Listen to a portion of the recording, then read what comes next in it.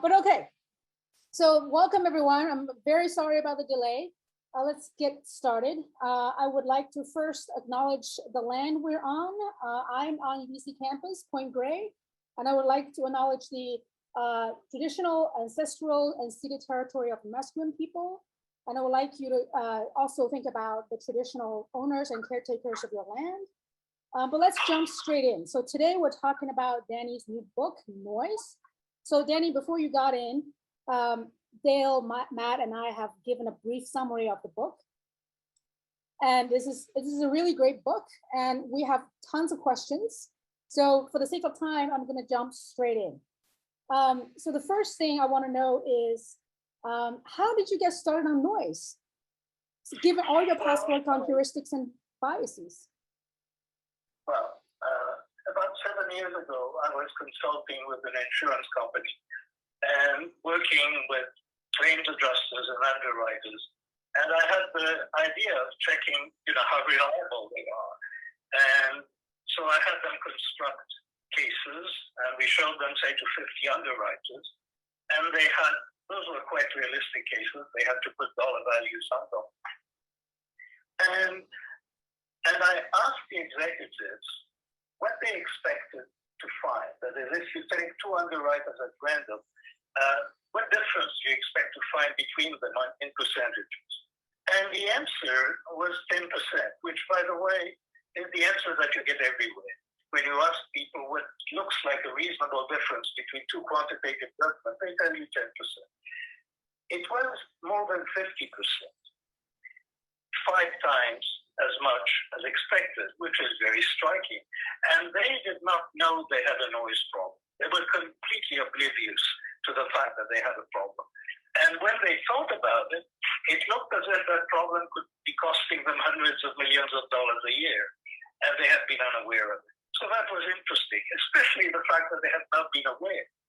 And then I got a wonderful collaborator, Olivier Sponi, and later we were joined by Cass Sunstein, and we started looking at noise in different domains, and we just found, as we concluded, that wherever there is judgment, there is noise, and there is more of it than anybody would think. So that's how I got into it. Great. And in the book, you argued many costs of noise, from juries, from doctors. But do you think there are any benefits to noise?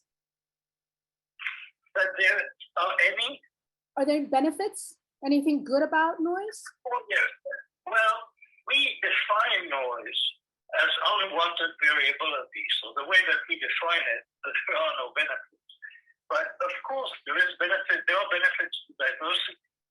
But there are systems that speak that speak through their employees. So the judicial system speaks through its judges, the insurance system speaks through its underwriters or claims adjusters. And when you have a system with multiple people who are authorized to speak on its behalf, then the organization, of course, will want them to speak in one voice. And any variability there is clearly undesirable, and that's our definition of noise. Okay. And how do you distinguish noise from diversity of opinion? Because you talked about diversity of opinion before. So how do we accurately say this is noise, but that's diversity of opinion? Well, I mean, diversity of opinion is wonderful when it leads to a better discussion and to better conclusions. But here we are talking of decisions that are made on behalf of an organization, and we really want all of these to be internally consistent. There is no reason that we should be interested in having the defendant in a courtroom face a lottery, and the lottery being which judge am I going to get today? And that lottery can mean years in jail. That's the amount of variability that is routinely observed for the same crime and the same kind of defendant, depending on which judge the defendant gets. So that's clearly not valuable differences of opinion. That's noise. Okay. And I mean, I'll go quickly through the last question I have is, how do you balance having little noise versus encouraging creativity, or I think the benefits of noise you mentioned that there are in the book is, allowing political moral evolution, et cetera, et cetera. So how do you strike that fine balance between noise reduction and, let's say, encouraging diversity?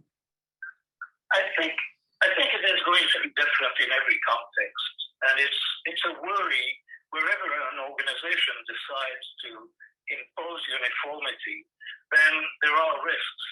There are risks of bureaucratization. There are risks of demoralization of people with values expressing their own opinions. So this has to be balanced very carefully. There isn't one general solution, but it has to be recognized as an important problem because you do want to avoid the costs of noise reduction, and the costs, I think, can be quite considerable. Okay, great. So I'm done, and so this interview is also co-hosted by me, Dale, and Matt. So Dale, over to you. Thanks, Jiaying, and welcome back to UBC, Danny. It's wonderful to see you, and you're coming through loud and clear. Absolute delight. So in a way, I'm representing the business fraternity here, and I know in the last several years you've had a lot of brushes with business, between writing for McKinsey, consulting with various companies, being on the board of Richard Thaler's investment company, giving seminars to Silicon Valley executives. How has this changed you? How has it sharpened or softened your thinking by being out there in the world of business? Well, in one sense, I haven't been very surprised. In the other sense, I think I have been surprised that, when things at enterprises are supposed to be extremely efficient, and you would expect that good ideas would travel very quickly within organizations because otherwise we're told they will lose out in the competition and die. Well, I think that the organizations that I've looked at are capable of tolerating a huge amount of inefficiency and still survive, possibly because their competition isn't much better. So I've been really impressed with the difficulty of inducing change in organizations, with the difficulty that CEOs have in controlling what is happening within the organization, because it turns out that the mere fact that the CEO wants to change something doesn't mean that it's going to be changed. There's so much inertia in the system and so many opportunities for slowing down things that I really admire CEOs to get things done. It's hard. Excellent. Kind of picking up on that, I would say, and correct me if I'm wrong, that you've got the bulk of your examples from either law and judicial system, regulatory and public policy governments, and from business. And have you had a different reaction from those three communities in terms of the early response to the book? No, I can't say, because I haven't registered. There hasn't been all that much response to the book yet that we're aware of. So I cannot compare the reaction. So I think my impression is that quite a few people are reading the book, whether, in these communities, but whether it's going to have any impact, I have really no idea yet. I do know of one place, and it's an educational institution that changed the way that they're going to interview candidates. So that's one feedback that I have got, but otherwise I have no idea. Okay, so that actually sparks another question of educational institutions, maybe thinking more seriously about variability in people's responses and how to control that. But where should high schools, or particularly universities, where should students be learning to deal with noise? If it's this fairly profound problem, surely it's not just institutions from the top down should change. What are your thoughts about the way that students should be encountering these ideas? Well, this is in the general context of improving the judgment and decision-making activities within organizations. So adding noise reduction to bias reduction and sort of error reduction and the control of optimism and a variety of other biases, adding noise reduction doesn't radically change the picture of what is needed. I mean, organizations have been trying to some extent to improve their decision making all along. And we are adding a layer and we are adding a set of suggestions about what we call decision hygiene that may be useful. We hope they're useful, but they haven't been tried. Yeah, I'd be very interested to see how much courses on judgment decision making, for example, might shave their message. One message might be about individual differences, because we usually approach decision making in terms of everyone being too optimistic. And so how have you dealt with this really profound change to think about individual differences in decision making? Well, I've been in that business of dealing with judgment for a little over 50 years. And the first 45 years, I was totally uninterested in individual differences. Now, noise is mostly individual differences. But when we speak about individual differences, we often speak of something that can be specified. Like there are traits, and you can measure those traits and maybe do something about them. Here, there are huge differences. And it turns out that most of them are very difficult to describe. So you have differences. If we look at the example of judges, some judges are more severe and other judges are more lenient. That's pretty straightforward, and you could imagine institutions dealing with a problem of that kind. Some physicians diagnose more, some surgeons recommend surgery more often. I mean, that's what we call level noise. Is one type of noise that is controllable. What is much more difficult is that there seem to be differences in tastes. That is, it's not only when the judges are looking at different cases, it's not that one judge is more severe than the other. It's that one judge may sort of be more punitive with young defendants, and another may be particularly shocked by violence against old people, and a third one may have. And what happens is that different judges, when looking at different cases, do not order the cases in the same way. That's what we call pattern noise. And that's the biggest component of noise in most situations. I'm pretty convinced. We know that for a fact in a few studies that have been done. And what to do about that is extremely difficult, because that seems to reflect the judgment, almost what we call a judgment personality, which is one way of getting up on describing it. Okay, awesome. Thank you so much. I've got a long list, but we don't have a lot of time, so I'm going to invite Matt, I think, to add to these questions. Thanks so much, Danny. Hi, Danny. It's great to meet you. Maybe I can just start by saying that I'm in the economics department here. I get my students to read prospect theory every year, and I always point out at the end of that article, Daniel Kahneman, University of British Columbia, which at least it gives me a bit of a kick. I don't know about my students. Okay, maybe let me ask you about your book. So I think one key theme of your book is that there's a lot more public awareness about bias than there is about noise. Now, if your book is very successful and a lot of people read it, then that's going to change. People will be aware about noise as they are about bias. So I wondered, if we get to that point, do you think that people will still care more about fighting bias than they care about fighting noise? Well, I think there is a deep difference between bias and noise as ways to think about error. And the natural way, bias is a causal concept.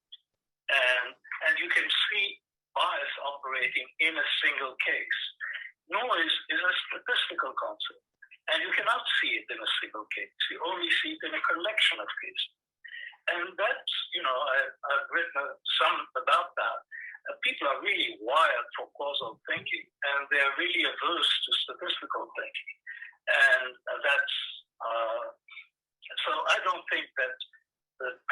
the relative importance of noise and bias in people thinking about errors is going to change radically. But I hope that some people who are trying to improve organizations will pay attention to noise. Because in a way, noise is easier to measure than bias. And it's easier to think about ways to reduce noise than about ways to reduce bias. So there are some advantages there. But in terms of thinking about errors, it's going to be bias and not noise. So one thing I wondered is whether, even if people get to the point that they agree that noise is as costly as bias, there could be this political economy story that the costs of bias are concentrated amongst a group, whereas the costs of noise are very diffuse. Everyone faces the cost of noise. And so then it could be much easier to politically organize to tackle bias than to tackle noise. Is that anything that you've thought about or you'd agree with? Well, there are many kinds of biases, many biases. And you can tackle them maybe one at a time. The idea of tackling noise or the idea of decision hygiene is not to tackle errors one at a time, but it's more like washing your hands, which is supposed to kill all sorts of germs. And, if you're lucky, you'll never know which germs you kill. So it's a different approach, I think, to potentially, a different approach to the control of air. So we could talk a bit about tackling noise. So one of the things you talk about in the book is using algorithms to replace human judgments. Could you, I guess, tell us briefly about the evidence on which algorithms outperform humans? Well, it's been known for 75 years or so that when you pick human judgment against rules, even fairly simple rules, then rules tend to do at least as well as human beings, and at least half of the cases, even simple rules operating on the same kind of information that is available to the judge do better than judges. And it turns out, I think, that the main reason that rules have been superior to humans is that rules are noise-free. And algorithms are noise-free. You give them the same problem twice, you're going to get the same answer twice. And that gives algorithms a stopping advantage over humans, because humans are really quite noisy. So that advantage is there. And it's with respect to what is happening already. I mean, we can see that AI is conquering one field after another. I mean, you can see this coming. AI is better than people at playing Go, at playing chess, at detecting some forms of breast cancer, at reading retinas, and the list of things at which AI is better than people is bound to keep increasing. How far it will go, and whether it will go to really interesting people like high-level business decisions, that's still debated. My guess is that it's only a question of time. Exactly. So one thing I thought you also kind of mentioned in the book is that there's sometimes an aversion to algorithms, I think maybe even when they're thought to, outperform humans. So why is that? Like, why are these firms or some firms averse to adopting, these improved ways of making decisions? I don't think I heard you very clearly. Did you hear it? Could you repeat the question? Yeah. I hear you better. So Matt is wondering, why are some organizations averse to algorithms? Is that your question? I think people are averse to algorithms. I mean, all of us are rooting for people when there is a competition between humans and algorithms, we root for people. And that includes, by the way, the people build algorithms. They also root for people when there is a competition. There is a general difference between natural and artificial, and people are strongly biased towards what is natural and not towards what is artificial. And there is also a very strong bias in favor of the status quo. And so the same accident caused by a self-driving car or by a person, it attracts a completely different amount of shock and horror. And the same will be true for a misdiagnosis by a program or by an individual doctor. The ratio of sensitivity to errors by humans and by computers is gigantic. And it has to be overcome, I think, eventually. But you don't have to go much beyond that to see why there is a long way to go before algorithms gets accepted. So yeah, on that one thing I wondered actually is, you could imagine that firms, say with doctors, you could give doctors the choice of, you could either use this algorithm or you can use your judgment. And then you could incentivize people for accuracy. And then over time, you might see people increasingly adopt the algorithm. And what would be nice about this is that you've still given people the choice. So you haven't forced people to use the algorithm, but the algorithm increasingly dominates the space because people realize it's more accurate. Is that something that you think could work, or something that you see any firms do? I haven't thought deeply about the question of, how to introduce algorithms in organizations. This sounds like a possibility, providing physicians with an assistant, and you might expect that if the assistant is doing a very good job, the physicians will increasingly rely on the assistant. So I think, principle, that looks like a way to go. Also, because it's going to be very important for quite a while to keep human judgment in the loop, to recognize cases to which the algorithm doesn't apply, or where there is some particular reason to ignore what the algorithm is saying. And there are checklists for doing that, and humans are needed, at least for a while, to operate on those checklists. Okay, so since I'm your third interviewer today, I get the luxury of asking you a couple of questions beyond the book. So here's a question I really want to ask you. This is like my personal question choice. So I read Michael Lewis's fantastic book, The Undoing Project, which everyone here should read if they've not already. And one of the most memorable things for me that he said is, he was talking about how you come up with ideas. And he said that your moods are grease for your idea factory.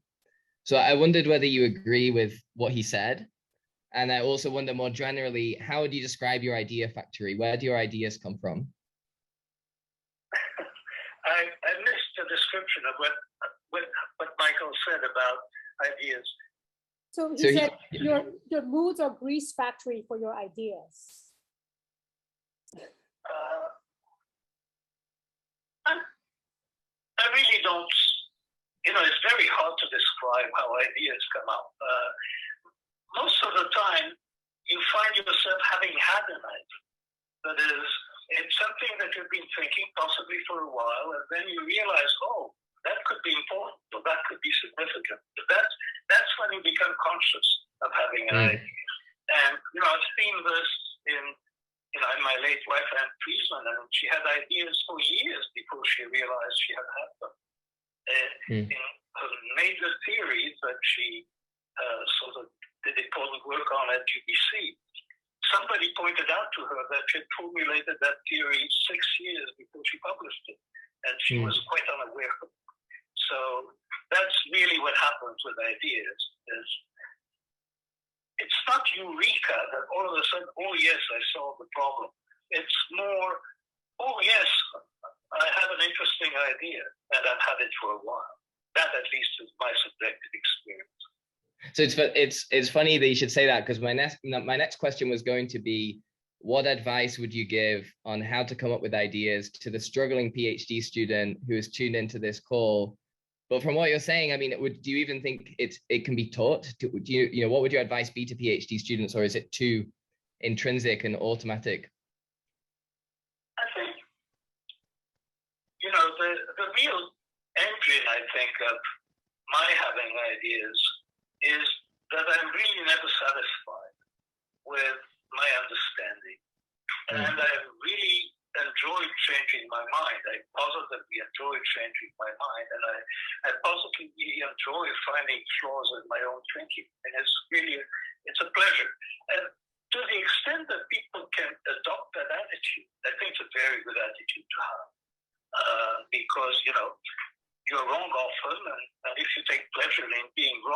pleasure in recognizing it and in wanting to change.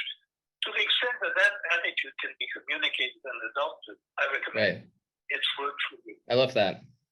And I think it's funny because I feel like that attitude is extremely, extremely unusual. Not many people, you know, enjoy being wrong and enjoy changing their mind. Okay, so maybe, let me just ask you one more thing before I think we'll move to audience questions. What is next for you? So will there be another book? Will there be a new research agenda? What should we expect? I'm 87 years old. So, you know, what is left for me is whatever is left for me. There's no time for another book.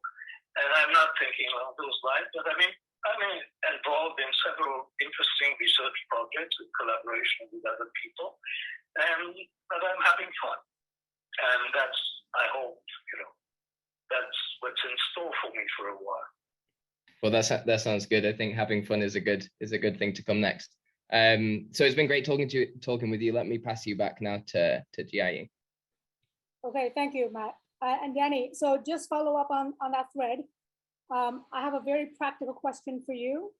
I'm on the search committee this year. I've been on many search committees. We hire faculty members a lot.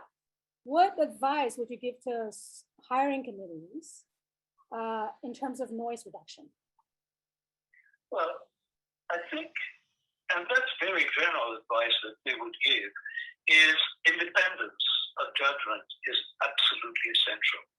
So I think that having a discussion without prior commitments is not good.